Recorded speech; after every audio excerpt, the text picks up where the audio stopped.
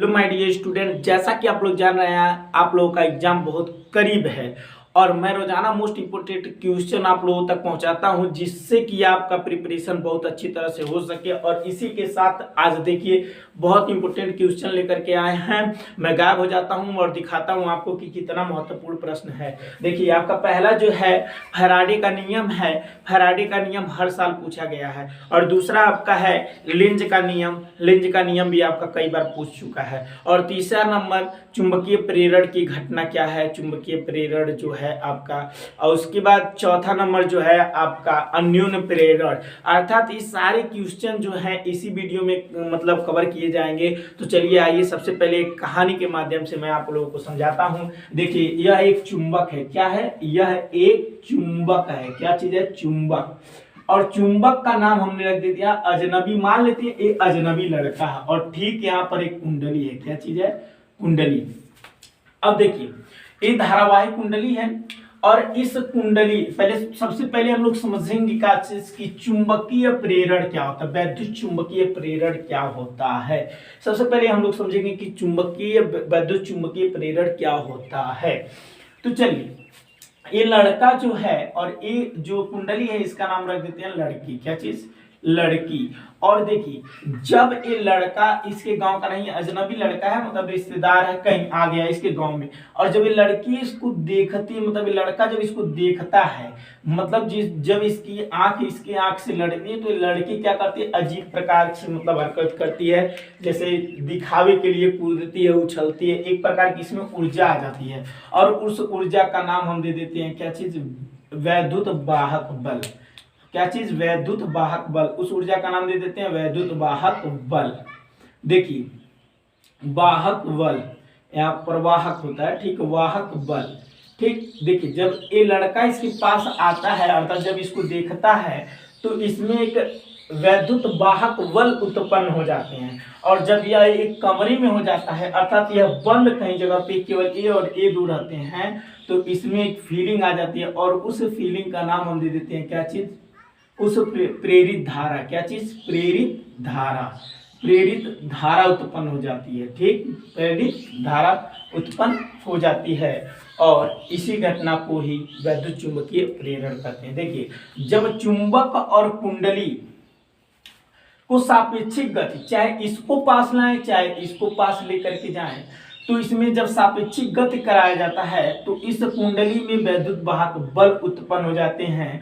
और यह जब बंद होता है कहीं, जब ये मतलब ये परिपथ बंद होता है तो क्या होता है कि उसमें प्रेरित धारा उत्पन्न हो जाती है और इसी घटना को ही विद्युत चुंबकीय प्रेरण कहते हैं। तो पहला टॉपिक आपका कंप्लीट हो गया कि वैद्युत चुंबकीय प्रेरण क्या होता है।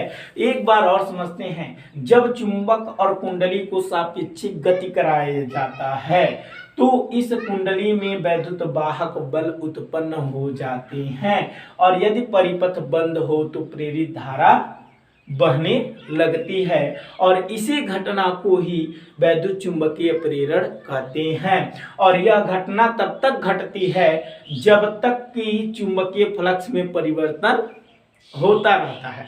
अब चुंबकीय फ्लक्स क्या होता है? जैसे यहाँ से लड़का ताकेगा तो एक मतलब एक कहने का मतलब यहाँ से एक रेखा निकलेगी। क्या चीज निकलेगी? रेखा। यहाँ से रेखाएं निकलेंगी। इस चुंबक से क्या निकलेंगी?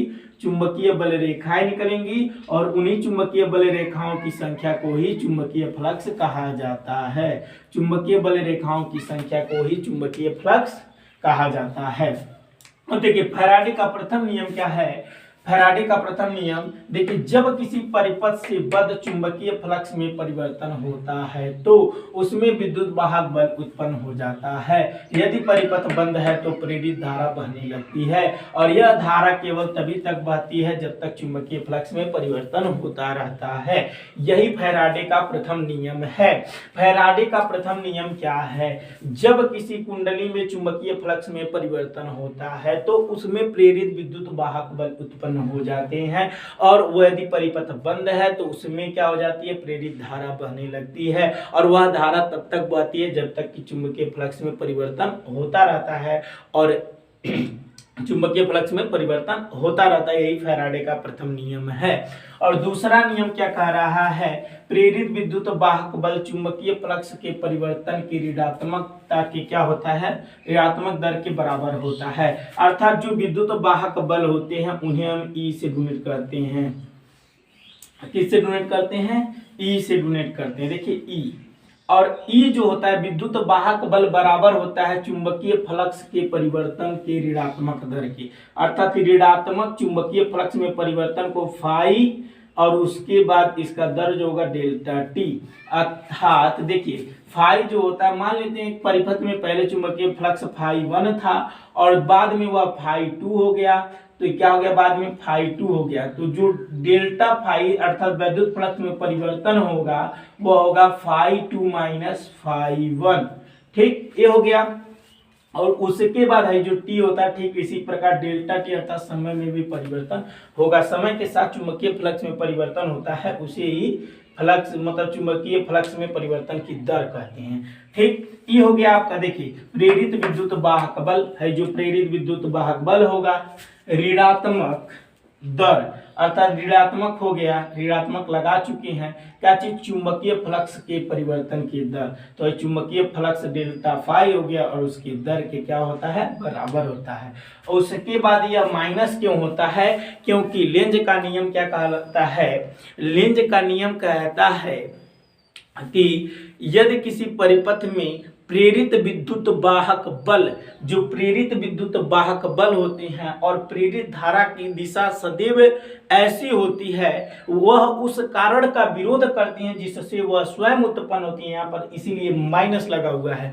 लेंज का नियम भी बार बार एग्जाम में पूछता है और लेंज का नियम क्या होता है कि देखिए प्रेरित विद्युत वाहक बल अथवा प्रेरित धारा की दिशा ऐसी होती है, वह सदैव उस कारण का विरोध करती हैं जिससे वह स्वयं उत्पन्न होती हैं।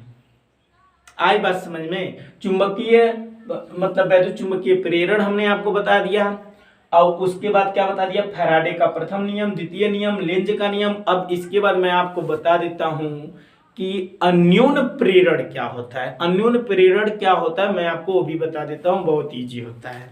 अब देखिए, अब इसके बाद आता है अन्योन प्रेरण। देखिए जब दो कुंडलियों को है, देखिए एक कुंडली आपकी ए हो गई, ठीक, ये क्या है, कुंडली है।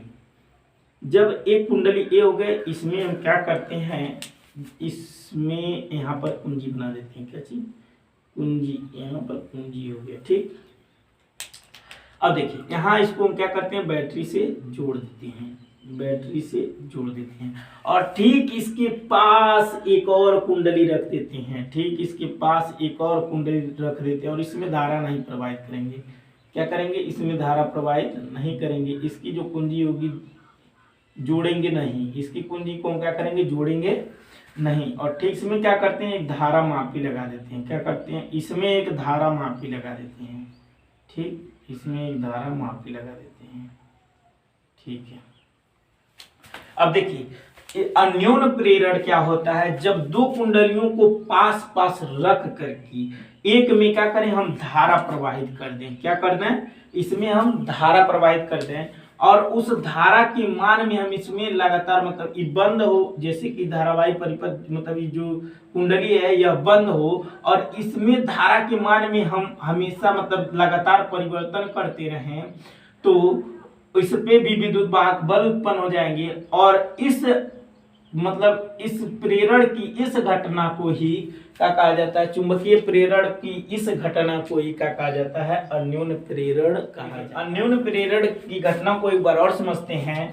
जब दो कुंडलियों को पास पास रख करके एक कुंडली को बंद करके उसमें धारा प्रवाहित करें और उस धारा के मान में लगातार परिवर्तन करते रहें, तो इस दूसरी वाली कुंडली पे क्या हो जाएंगे, विद्युत वाहक बल उत्पन्न हो जाएंगे और प्रेरण की इस घटना को ही, चुंबकीय प्रेरण की इस घटना को ही अन्योन प्रेरण कहते हैं। चुंबकीय मतलब चुंबकीय प्रेरण की इस घटना को ही अन्योन प्रेरण की घटना कहते हैं। ये आपका हो गया पूरा टॉपिक कंप्लीट।